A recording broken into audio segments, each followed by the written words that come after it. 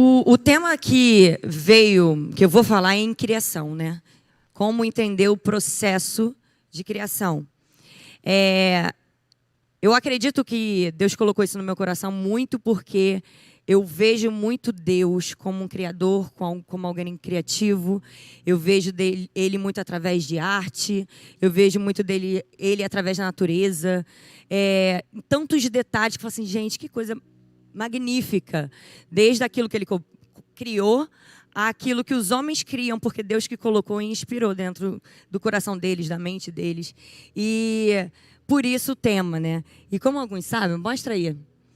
Tem aí um negócio? Eu desenho. Esses são um dos meus trabalhos. Eu trabalho com lápis de cor. E essa é minha filha, eu desenhei ela. Alguns desenhos, enfim, realísticos. Eu gosto de fazer isso. É uma coisa que eu tenho... Nunca aprendi. Foi num período que eu tive que fazer uma cirurgia. E eu fiquei muito tempo em repouso e começou a acontecer. E deu certo. E agora eu tive que dar uma pausa, porque eu estou investindo tempo na igreja.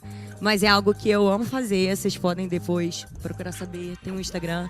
Enfim, o que eu estou querendo dizer aqui, aproveitando, deixa eu fazer uma divulgação, que não é todo dia que a gente está aqui, é claro. Que eu vejo muito Deus dessa forma.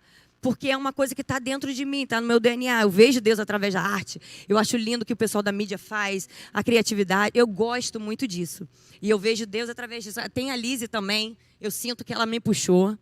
Que ela tem esse negocinho. Olha essa coisa mais linda, gente. Fala. Depois vai lá e fala para ela, nossa, você é muito boa fazendo isso. A Lívia também. Tem essa da Lizzie também. E tem da Lívia, que é uma coisa mais abstrata. Mas você vê que tem um negócio ali. Tá vindo. Gente, tá vindo. Tá ali. Olha só que coisa linda. Da Lívia, gente. O Samuel, vocês vão ver. Eu já desisti. Do Samuel, eu falei, não tem. Tem gente que não nasceu para isso. A gente tentou. Não rolou. Amor, né? Ainda bem que ele é muito bom como dentista e pregador, glórias a Deus, né? Então, cada um com o seu dom, né, gente? Mas, enfim, eu gostei dessa piada, eu sabia que ia ser boa. Eu tento mesmo fazer piada, porque ele é engraçado, né? Ele é engraçado, mas ele aprende comigo, a verdade é essa. Vamos lá. Eu queria que vocês acompanhassem comigo Gênesis 1:1. E vamos lá, vai ser muito bom. No princípio, Deus criou os céus e a terra, era a terra sem forma e vazia. Trevas cobriam a face do abismo, e o Espírito de Deus se movia sobre a face das águas. E disse Deus, haja luz, e houve luz. Deus viu que a luz era boa, e separou a luz das trevas. E Deus chamou a luz de dia, e as trevas chamou noite. E passaram-se a tarde e a manhã, e esse foi o primeiro dia. Isso em Gênesis capítulo 1, versículo 1. E se você vai continuar lendo, vamos lá para o 26, fala assim. Então disse Deus, façamos um homem à nossa imagem, conforme a nossa semelhança. Isso é Deus dialogando com o próprio Jesus, né? É uma coisa bem... A nossa semelhança, domine ele sobre os peixes do mar, sobre as aves do céu, sobre os animais grandes de toda a terra e sobre todos os pequenos animais que se movem rente ao chão. Criou Deus o homem à sua imagem, a imagem de Deus o criou, o homem e a mulher os criou. Gênesis 1:26. Vamos lá para Gênesis 1:31 e fala, e Deus viu o que havia feito e tudo havia ficado muito bom. Passaram-se a tarde e a manhã e esse foi o sexto dia. E no sétimo dia Deus descansou. Graças a Deus, né, gente? Porque se Deus descansou, a gente também merece. Graças a Deus, amanhã eu vou descansar. Então, vamos lá. A gente leu esse capítulo todo, é muito rico na criação de Deus. É muito longo também, por isso que eu não desmembrei ele todo aqui. E... tem muitas teorias que falam sobre essa questão da criação. Que alguns acreditam que foram em 7 dias, outros acreditam que cada dia representa tantos anos e milhões de anos. E, enfim, o que eu estou querendo tratar aqui não são essas teorias teológicas, ok? O que eu estou querendo tratar aqui é que Deus, ele poderia fazer tipo Thanos, sabe? Vocês já viram Thanos lá do Marvel, o filme? Não? Enfim, negócio da nova geração. Então, a gente faz assim, pum, todo mundo morre. Então, Deus poderia ter feito assim e simplesmente ter criado o universo, ter criado a gente, ter criado tudo. Mas ele, de alguma forma, através dessa passagem de tantas outras na Bíblia, ele mostra para a gente a importância de um processo. criativo. E isso é muito legal, porque se Deus, com toda a sua soberania, Ele criou o céu, a terra, cada detalhe, Ele foi falando assim, isso é bom, isso é bom, isso é bom. E Ele deixou o último para fazer, a gente falou assim, isso aqui é muito bom. E nos deixou para esse sexto dia, né? Então, Deus revela isso nesse capítulo, né? Através das passagens da Bíblia, a importância de entendermos o processo. E aí, para refletirmos sobre essa questão dos processos, eu tentei dividir em 4 fases o processo. Eu queria que vocês me acompanhassem. A primeira fase é a fase da inspiração. Eu vou fazer sempre muito uma conexão com arte, tá? Então, vocês me acompanhem. Deu para entender pelo vídeo, né? Vai dar certo. Aí, a primeira fase é a fase da inspiração. Em Hebreus 11:3 está escrito assim: pela fé nós entendemos que o universo foi formado pela palavra de Deus, de modo que o que se vê não foi feito do que é visível. Não existia nada. Tudo veio dele. Ele gerou todas as coisas. Deus, ele se inspirou em si mesmo ao nos criar. Ele deixou para o final dos dias a sua melhor execução. Ele geralmente quando a gente, né, enquanto seres humanos, a gente não costuma botar o nosso nome ou a nossa assinatura, ou a nossa logo, ou falar no Instagram, coisas que não nos representam. A gente não faz isso. Tudo que a gente quer mostrar, o que a gente quer dar na assinatura por baixo, a gente quer ali mostrar, são coisas que nós acreditamos, que nos representam, que mostram um pouquinho daquilo que a gente crê, certo? Ou que a gente admira. Se Deus nos fez a sua semelhança, obviamente, dá para perceber que Ele quer mostrar para a gente que Ele nos ama e que Ele vê em nós quem Ele é. Esse é o desejo dEle, de refletirmos a glória dEle. Essa primeira fase, que é a da inspiração, apesar de ser a primeira, ela, para mim, ela é a mais importante de todo o processo. Porque ela permite que o artista ele visualize dentro dele, dentro da sua mente, do seu coração, como vai ser já a obra final. E não importa se alguma coisa der errado, não importa se um traço sair um pouco errado, ele tem como consertar e voltar ao plano original. E essa fase da inspiração, ela expressa como Deus, ele não se surpreende com os nossos pecados, com os nossos erros, porque ele já vê o fim. E ele continua reinando, ele está no controle, ele não perde o controle de nada. Ele tem soberania em enxergar tudo num plano redentivo. E lá em Gênesis 3, eu não vou ler aqui, mas fala, vocês podem ler depois isso. Com a queda do homem, do pecado, a gente sabe, né, com Adão, que houve essa queda. Deus, ele não se sentiu ameaçado com isso. Ele já visualizava e já anunciava a solução e a redenção através de Jesus. Então, ele é a própria inspiração. Ele vê o início e o fim. E ele não fica com medo quando algo sai do controle. A segunda fase é a fase dos traços. Sabe, todo artista ele inicia a sua obra com muitos traços, um rascunho. E é bem difícil para quem não é o idealizador, quem não é o artista, entender o que vai passar ali. Quem olha assim de longe, olha para aquilo e fala assim, isso daí tá esquisito, não vai dar nada certo não, esse negócio tá legal. E é essa fase do processo que muitas das vezes a gente parece que está tudo uma grande bagunça, algo embaçado, qualquer coisa menos uma obra de arte. E é aí que os primeiros pensamentos vêm à nossa mente, né? Na nossa limitada perspectiva, a gente começa a duvidar do que Deus já tem projetado para nós. E fala assim, Jó passou por muitas dificuldades na vida, passou por muitas lutas, e ele começa a questionar a Deus em algumas coisas. Por que ele está passando por aquilo? Eu acredito que ele via os traços de Deus um pouco embaçados. Ele não estava conseguindo entender por que algumas coisas estavam acontecendo. E Deus ele fala assim para ele, onde estava tu quando eu fundava a terra? Fazemos saber se tens inteligência. Quem lhes pôs as medidas, se é que sabes? Ou quem estendeu sobre ela o cordel? Sobre que estão fundadas as suas bases, ou quem assentou a sua pedra de esquina? Quando as estrelas da alva juntas alegremente cantavam, e todos os filhos de Deus jubilavam? Ou quem encerrou o mar com portas, quando este rompeu e saiu da madre? Gente, é muito lindo.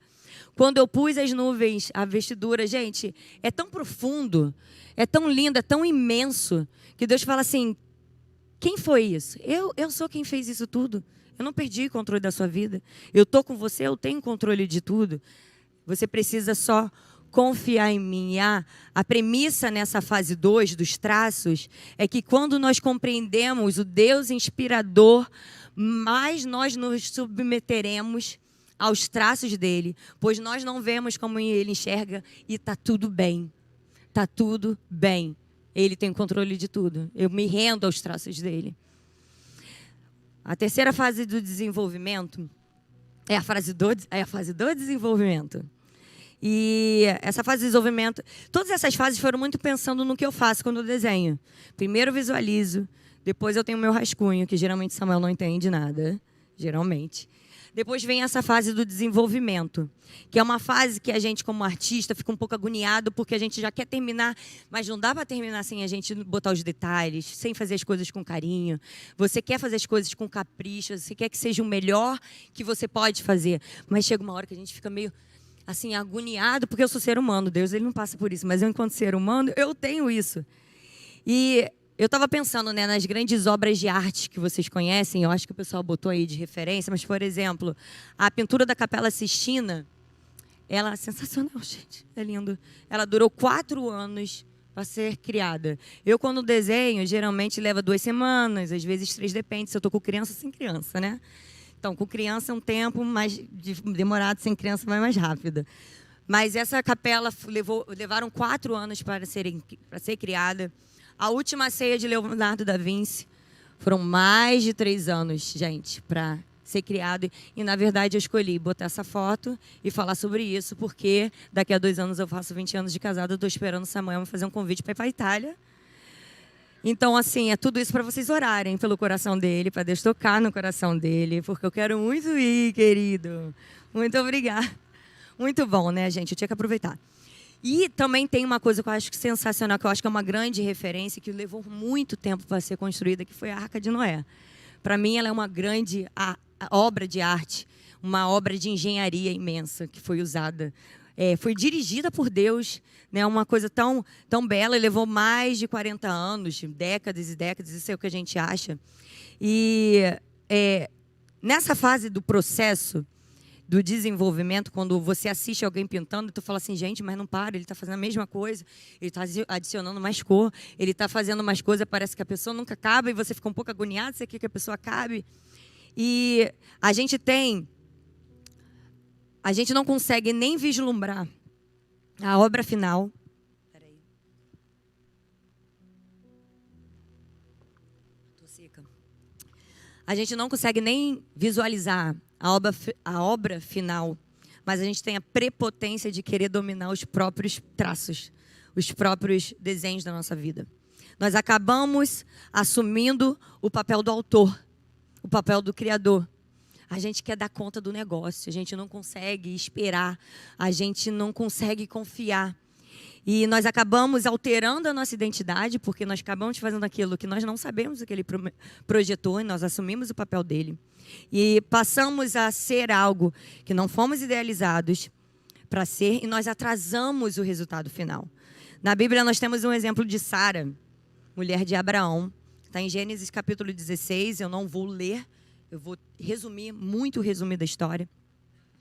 A Sara era uma mulher estéril, e o seu marido havia recebido uma promessa de Deus que eles seriam pais. Eles já estavam bem velhos e, enfim, naquela época havia um costume pagão de que quando o casal não conseguia ter filhos, a esposa podia escolher uma mulher para que o seu esposo pudesse ter relações com ela e que eles tivessem filho para poder ter uma descendência. Como eu falei, um costume pagão. E foi exatamente o que Sara fez. Sara pegou... Eu tenho uma promessa, mas será que dá para dar um jeitinho aqui? Será que dá para eu dar uma ajudada em Deus? Vou dar uma ajudadinha aqui para ele, que talvez ele está um pouco enrolado em cumprir isso. Eu vou ajudar, que Deus vai dar tudo certo. E mesmo havendo uma palavra dada da parte de Deus, ela não quis esperar o processo. E ela resolveu dar um fim a isso, ela cedeu a um costume pagão. E até hoje nós colhemos consequências da decisão dela. Depois vocês podem estudar um pouco mais sobre quais foram as consequências dessa atitude que Sara tomou. Obviamente não só Sara como mulher, mas Abraão também, concordando com essa atitude. Eles interviram, eles decidiram tomar suas próprias atitudes para acelerar aquilo. Tudo bem, é um costume normal, as pessoas fazem. Qual o problema? E até hoje nós colhemos consequências disso. O que você tem assumido o controle na sua vida no lugar de Deus? Eu queria que você refletisse nessa pergunta. O que você tem assumido o controle? A gente está numa geração que a gente quer que Deus seja uma Polaroid e transforme a gente numa foto instantânea. E, na verdade, o que Ele deseja é que sejamos um quadro pintado à mão e muito valioso. E eu queria que vocês assistissem um vídeo rapidinho, tá bom?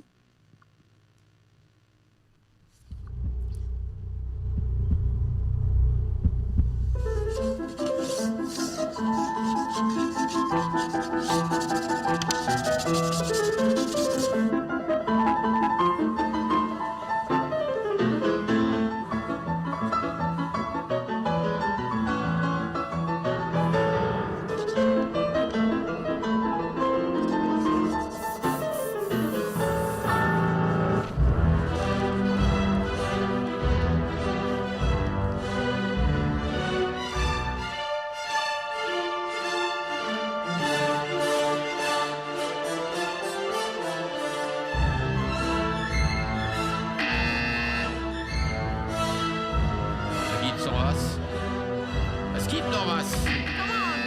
Schöne Doppelpasse.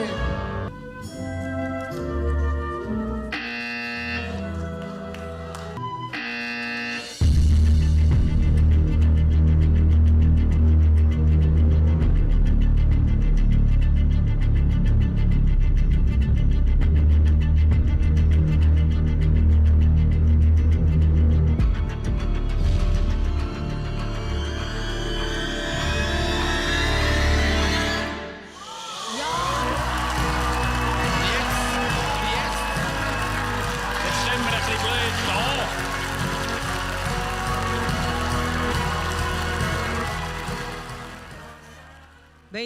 Bem interessante, né? Muito legal. Quando eu vi esse vídeo, eu falei assim, gente, olha o que a gente faz com Deus. Ele está pintando, ele está desenvolvendo ali uma obra de arte na nossa vida. Ele está desenvolvendo, e você é aquele jurado que está ali sentado. Não sei, está esquisito, está sem graça. Eu não sei onde é que isso vai dar, não estou entendendo esses traços, está confuso. Quem que você tem sido? Você tem sido esse jurado? Eu tenho certeza que a gente já foi muito esse jurado. A gente tem sido. Tem tido essa atitude desses jurados. E a gente não espera. E eu achei bem interessante o rosto da menina que está pintando. Como ela fica triste. Ela fala, caramba, eles não me deixaram terminar. E eu sinto assim, como Deus ele fica triste quando a gente assume o controle. Ele fala assim, não era a hora. Eu tenho tanta coisa para fazer na sua vida. Eu quero trabalhar na sua vida. Deixa eu terminar.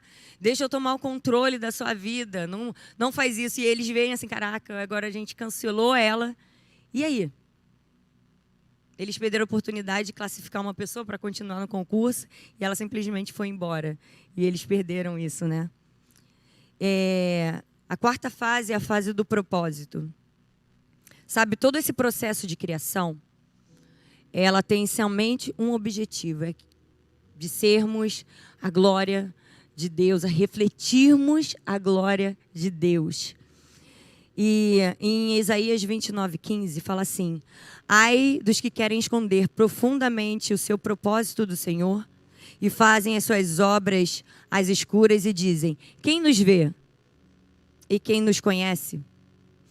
Você tem se escondido? Você sente que você não reflete o que Deus deseja? Você tem se comparado com outras obras? Sabe, a gente está num mundo que a gente se compara muito com as pessoas. E muitas vezes a gente deixa de se tornar algo que Deus quer refletir. Porque tu fala, aquela obra ali, ó, tá bem mais legal, é maior, tá mais bonita. E você se compara. Só que cada um de nós somos únicos. Deus nos fez de uma forma única. Uns são uma tela, os outros são uma cerâmica, outros são simplesmente uma estátua de mármore, outros são simplesmente objetos tão pequenos, um desenho. E nós somos lindos. Isso é a beleza da arte, isso é a beleza no reino de Deus. De forma única, Ele nos criou e Ele quer refletir a glória dEle através de detalhes e por sermos únicos. Não deixe essa mentira entrar na sua mente, achando que alguém tem mais valor do que você, alguém é mais belo que você, que o que Deus tem preparado para aquela pessoa é muito mais potente. Deus quer usar você onde você está, no seu trabalho, no seu cotidiano. Não espera Deus, porque Deus só vai me usar se eu fizer esse tipo de coisa aqui. Eu tenho que estar no Instagram, eu tenho que estar no palco, eu tenho que estar fazendo alguma coisa. Não, seja uma obra que reflita a glória de Deus no seu trabalho. Uma vez uma manicure estava conversando comigo e ela falou assim, nossa, que legal que você lidera a igreja e você pode tocar tantas pessoas. Eu falei assim, tá. Aí eu esperei ela continuar falando, nossa, eu queria muito ser usada por Deus. Eu queria muito tocar as pessoas. Eu falei assim, quantas pessoas você atende por dia aqui? Aí ela falou o número de pessoas. Eu falei assim, você atende mais pessoas por dia do que eu consigo falar no mês inteiro. É incrível como você tem acesso a pessoas que eu não tenho. Seja um instrumento da glória de Deus no seu trabalho. Seja um instrumento de Deus dentro da sua casa. Seja um instrumento de Deus no transporte. Seja um reflexo da glória de Deus. Sabe, eu já compartilhei alguns testemunhos. Eu acredito muito no poder do testemunho. Naquilo que você já passou, é onde mais e você deixou Deus agir, é onde mais você vai refletir a glória de Deus. É impressionante o que Deus tem poder para fazer. E eu já compartilhei algumas vezes que eu e Samuel já tivemos uma crise. Muitas pessoas têm crises individuais, têm crises no casamento.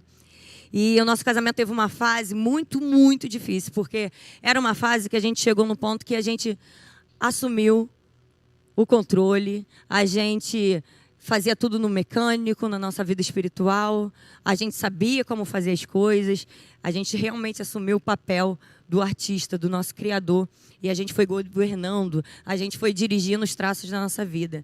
E aí, a gente achando que não... o lugar de Deus. E achando que nós tínhamos capacidade de direcionar a nossa vida, nós acabamos enfrentando, tendo que lidar com a maior das nossas crises. E entrando em uma crise tão profunda, nós pensávamos que já seria o fim. A gente realmente pensou, daqui não sai mais nada, acabou, é isso aí. Deus, Ele não tem como restaurar algo assim. Mas foi aí que a gente se arrependeu, a gente pôde sentar e rever aquilo que nós precisávamos rever. E falar, não, peraí, isso daqui, isso não é a gente que tem que controlar, isso é de Deus. E aí nós passamos a deixar o Criador assumir total controle da sua criação. Do nosso casamento, da nossa vida individual. E foi assim que, além de nós sermos restaurados, fomos surpreendidos pelas belezas dos seus novos traços, porque Ele restaurou. E Ele ainda fez coisas melhores. No momento que a gente se entregou, a gente começou simplesmente a ir para lugares que a gente nunca imaginou. Não vou chorar dessa vez. Eu não vou chorar. Foi aí que Deus começou a agir. Antes a gente alcançava coisas tão limitadas. E uau, caramba, que legal. E a gente fazia do nosso jeito, com o que a gente aprendeu. É assim que faz. E quando a gente falou assim, não, a gente precisa de Deus. Não tem como a gente fazer tudo sozinho. Nós precisamos ser dependentes dos traços dele. Deus pegou e virou a gente de cabeça para baixo e falou assim, igual aquele quadro, né? Ele virou a gente de cabeça para baixo e falou assim, agora eu tenho vocês. Eu estou assumindo o controle. E é surpreendente. Essa igreja hoje aqui é resultado disso. De ter deixado Deus tomar o controle do pincel, controle de tudo que Ele precisava tomar. E eu sou muito grata a Deus.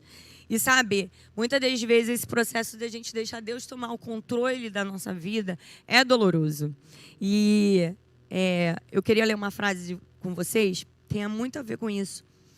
Não é uma frase bíblica, mas quando eu li eu falei assim, gente, eu vejo Deus muito através disso. É uma frase de Michelangelo. Uma pessoa perguntou para ele assim, pode até pedir para o pessoal. Uma pessoa perguntou para ele como é que ele fazia para esculpir.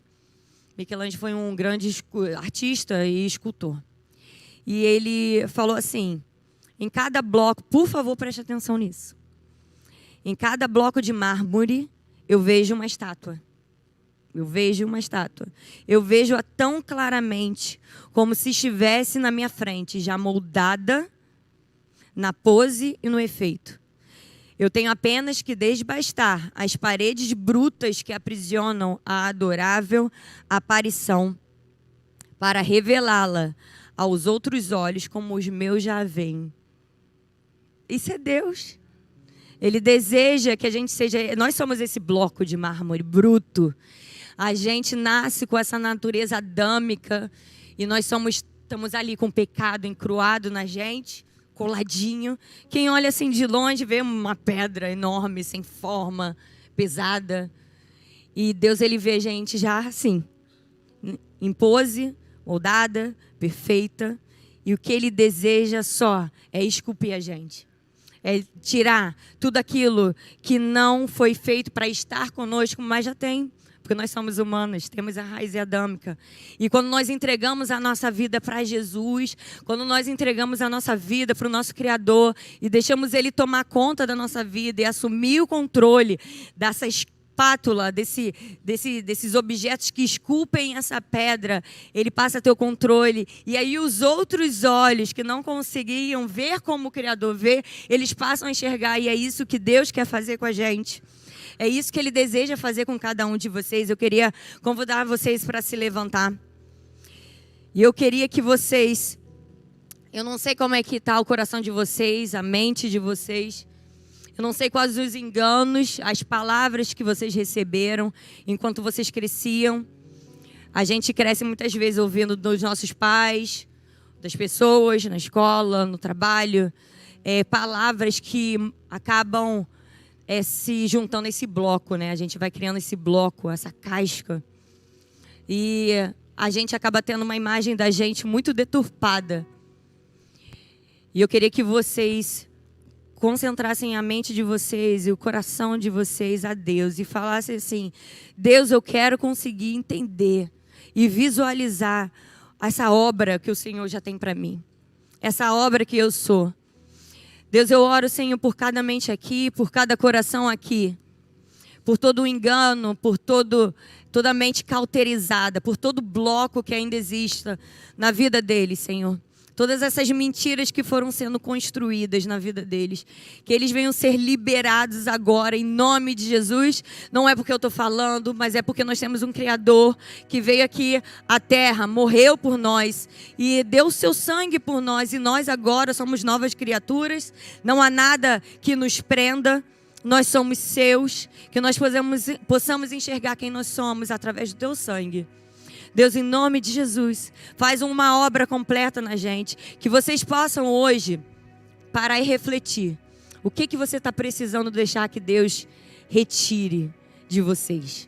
Será que esse bloco precisa ser esculpido? Entrega o seu coração diante de Deus. Que Ele seja o seu Criador. Que Ele seja o autor da sua vida. Não porque você tem que refletir, porque é sobre você, não é sobre você. O intuito nós precisamos refletir a glória de Deus. E sabe o que é lindo? Que quando a gente passa por esse processo e nós começamos a refletir a glória de Deus, tem duas coisas que acontecem. Uma é que quando a gente é esculpido, dói. Vai ter coisa que você vai ter que abrir mão, vai ter atitudes que você vai precisar rever, decisões que você vai precisar rever, por amor a Jesus. Não porque a gente está aqui para falar para vocês, não pode isso, não pode aquilo, mas você vai começar a entender o coração de Jesus e falar assim, tudo bem, tudo bem. E tem outra coisa. Enquanto você sente essa dor, ou você passa por algo, Deus, Ele vai limpando você, Ele vai cuidando de você, Ele te carrega nos braços, Ele vai suprindo todas as suas necessidades, suas emoções, Ele cuida de você. Todo artista, ele tem muito apreço, ele tem muito amor pela sua obra. Você sente que aquilo dali é como se um filho teu. Então que vocês entendam isso. O escultor, ele precisa sim retirar partes de você. Ele precisa disso. E ele sabe que vai doer. Mas Ele ama você. Isso é sinal do apreço que Ele tem por você, do que Ele já vê no final. Então se deixa ser esculpido por Ele. Eu queria te convidar a estar adorando com a gente, com essa música, com essa mentalidade, com esse coração aberto, para que vocês reflitam a glória de Deus, para que Ele possa usar cada um de vocês para Ele. Amém.